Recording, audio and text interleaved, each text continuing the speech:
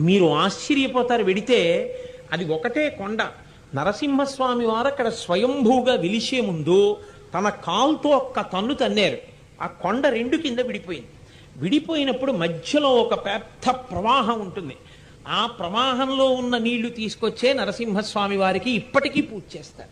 ప్రతిరోజు ఖమ్మంలో ఉన్న నరసింహస్వామి వారికి పూజ రెండు కొండల మధ్యలో ఉండేటటువంటి సరోవరంలో ఉన్న నీటితోనే పూజ చేస్తారు. అంత గొప్ప స్వామి. మీరు వెళ్ళినప్పుడు చూడండి, ఆ గుహలో మీరు ఇలా నిలబడలేరు, ఇలా ఒంగుని వెళ్ళాలి. మీరు ఎటు పక్కకి తిరిగి చూసినా నరసింహస్వామి మిమ్మల్ని చూస్తున్నట్లే ఉంటారు. చిత్రం ఏమిటంటే అక్కడ పొద్దున్న ఒక బిందె పానకంతో అభిషేకం చేస్తారు. ఒక బిందె పానకం నైవేద్యం పెట్టి అందరికీ ఇస్తారు. కష్టాల్లో ఉన్నవాళ్ళు, ఇబ్బందుల్లో ఉన్నవాళ్ళు ఆదివారం నాడు ఖమ్మంలో ఉన్న నరసింహస్వామి వారి దగ్గరికి వెడితే కొబ్బరి బొండాన్ని పచ్చగుడ్డలో కట్టి పుచ్చుకుంటారు ముడుపుగా.